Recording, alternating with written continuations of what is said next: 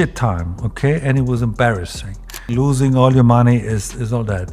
But maybe it was necessary. It's about what I think she would be. I think you're referring to the fact that I said she'd be about 700 in the world. Yeah. Right. Madrid is sold out. The resale market is on fire.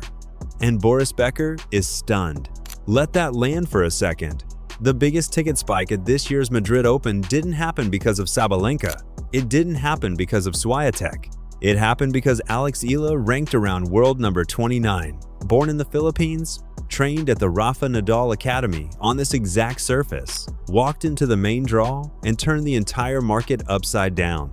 This is the Mutua Madrid Open, a $19 million WTA 1000 event, the last major clay court showcase before Roland Garros. One of the hardest draws in women's tennis all year. And right now, the most electric name in that draw isn't a world number 1. It's a 20-year-old who just tore through Stuttgart weeks ago and left a stadium full of Germans absolutely rocked. Becker's been in tennis his whole life, 6 Grand Slams as a player, years on the coaching circuit with Djokovic at the peak of his powers.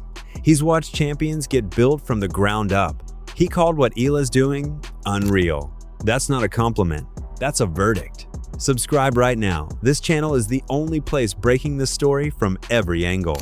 The cameras caught it. Boris Becker's face. That pause. That look from a man who has spent his entire life in this sport and thought he had seen absolutely everything it could possibly produce. He hadn't. Somewhere inside the Caja Magica, a 20-year-old girl from Manila was warming up on clay. The same surface she has trained on since childhood at the Rafa Nadal Academy in Mallorca. The same surface that Europe's greatest champions have bled on for decades. And outside the stadium walls, something was happening to the Madrid Open ticket market that nobody, not the organizers, not the analysts, not the booking platforms, had prepared for. Prices moved fast. The biggest spike this tournament has seen. Not for Sabalenka, not for Swiatek, for Alex Eala. A nation of 115 million people didn't sleep that night. They were watching. They are always watching.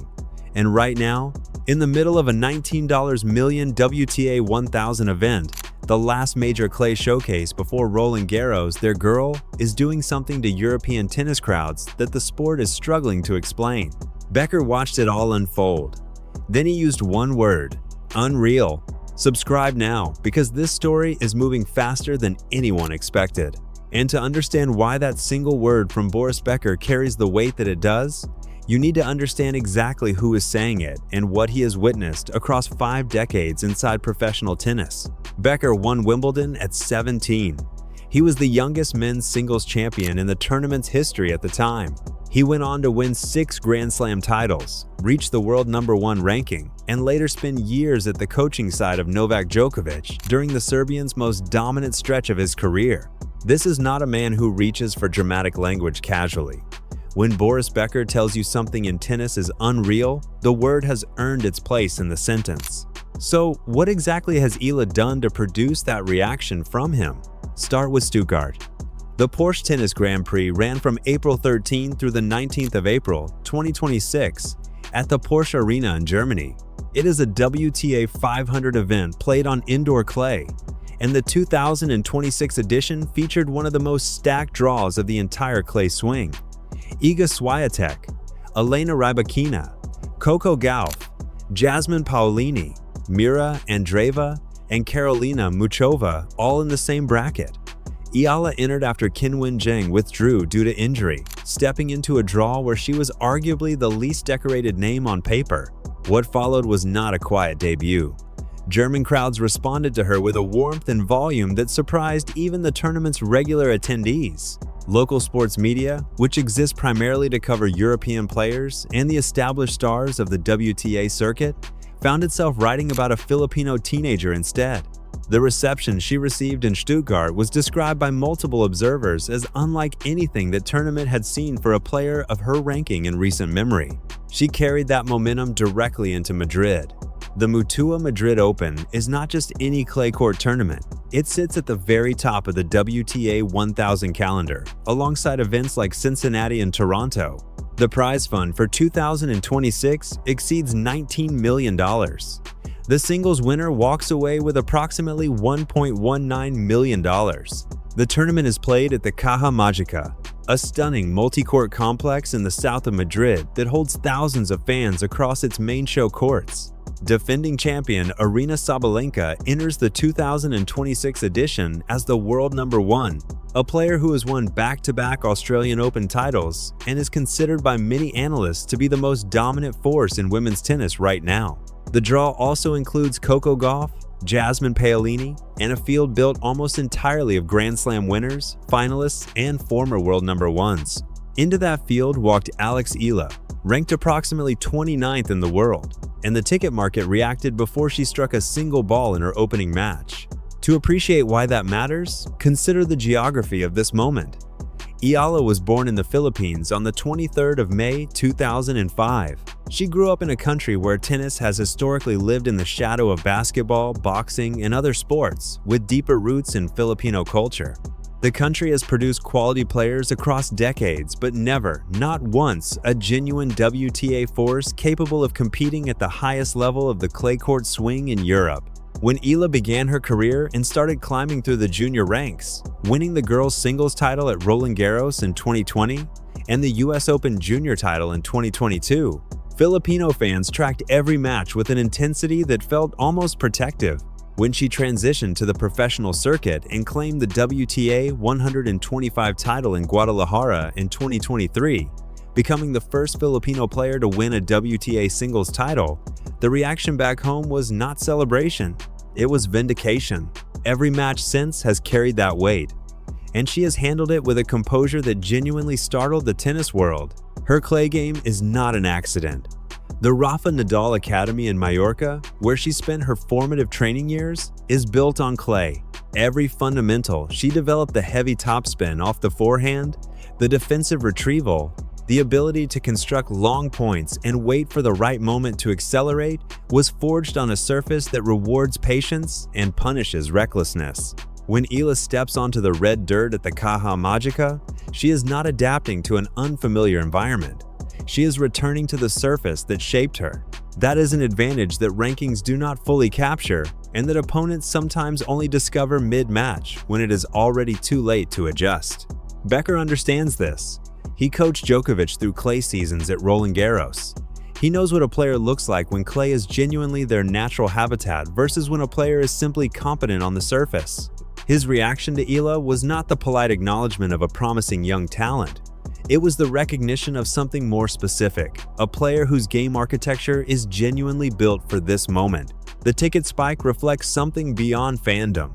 Secondary market data from events leading up to Madrid showed price movement patterns around Eala's scheduled appearances that analysts noted were disproportionate to her ranking position. A world number 29 typically generates interest from dedicated followers of the sport and fans of her nationality. What Eala generates is different in scale. Filipino communities across Europe, and specifically across Spain, mobilized around her Madrid entry, with a coordination that resembles what happens around national football teams rather than individual tennis players. Spain has a significant Filipino diaspora population, particularly concentrated in Madrid and Barcelona. When Eala's name appeared in the main draw, that community treated it as an event rather than a match. That human infrastructure is part of what Becker saw. Not just a talented player, a movement that arrived with her. And the movement has teeth on the court. Eala's results coming into Madrid were not manufactured by media coverage. At the 2025 Miami Open, she reached the semifinal, a genuine breakthrough result at a WTA 1000 event that announced her arrival at the top level of the sport, in a way no amount of social media attention could have substituted for. Rafael Nadal posted publicly about her performance after that run, a moment that itself generated significant coverage. Becker responded to Nadal's post with visible admiration. His investment in her story did not begin with Madrid. It has been building across multiple tournaments and multiple moments of genuine on-court excellence. What Madrid represents is a convergence. The timing is extraordinary. This tournament falls at the exact point in the clay season where form, confidence, and surface comfort align for players who are built to peak in May. Eala arrives in Madrid with Stuttgart behind her, with a semifinal run at a WTA 1000 already on her 2025 resume, with a ranking that puts her inside the top 30 in the world, and with a draw that, while brutal at the top, is navigable for a player of her current level if the ball bounces favorably in the early rounds. The pressure on her is real. It would flatten a lesser competitor. 115 million people watching from home, a Filipino diaspora filling sections of the Caja Magica, a media cycle that has attached expectations to her name that are frankly unfair for a 20-year-old entering a WTA 1000 main draw. And underneath all of it, the quiet awareness that every win extends the story and every loss becomes a talking point for the people who have always doubted whether a Filipino player truly belongs at this level. She has been in this position before. The scrutiny is not new. What is new is the scale. Becker's stunned reaction is ultimately a reflection of that scale. He has watched young players arrive on the tour with enormous hype before and seen the weight of expectation compress them into smaller versions of what they could have been. Eala has not compressed. She has expanded into the moment every time the moment has gotten bigger. Stuttgart was bigger than anything before it. Madrid is bigger than Stuttgart, and she has not flinched. The word unreal, when it came from Becker, was not describing her tennis game in isolation. It was describing the entire picture: the ticket market, the crowd energy, the diaspora mobilization, the media coverage, the on-court results, the composure, the surface mastery, the timing, all of it arriving simultaneously at a tournament that was already the most watched clay event outside of Roland Garros. Tennis does not often produce moments like this. The sport has had its iconic arrivals: Steffi Graf dominating before she was legally old enough to vote, Serena Williams walking into the French Open as a teenager and rearranging the furniture of the entire women's game, Maria Sharapova winning Wimbledon at 17 and never really leaving the sport's front pages for the next 2 decades. Each of those arrivals had a different texture. Each came with a different kind of noise around it. Eala's arrival has a texture the sport has genuinely not encountered before. The geopolitical element is real. The Philippines is a tennis-hungry nation that has never had a player at this level, and the emotional investment that comes with that reality is not comparable to adding another talented European or American to a tour that already has dozens of them. What Eala represents for Southeast Asian tennis, for Filipino sport, and for the broader conversation about which nations and which backgrounds the WTA's elite actually reflects, that is a conversation the ticket spike opened, not one that existed before her name appeared in the Madrid draw. Boris Becker standing at the intersection of all of that, watching the market move and the crowds fill, and the coverage cascade used one word. It was the right word. Madrid has not finished writing this story yet. The Mutua Madrid Open runs through May 3rd. Matches are still being played. The bracket is still alive. Whatever happens next on that red clay at the Caja Magica will add another chapter to something that started long before this tournament and will continue long after it ends.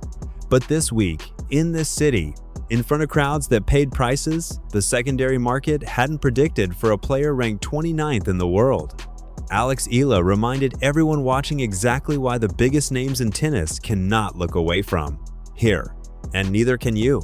If this video gave you something the mainstream coverage missed, subscribe to this channel right now. Hit the bell so you catch every update as this Madrid run develops. Share this with anyone in your life who still needs to understand what Alex Eala is doing to this sport. The story is moving. You already know where to watch it.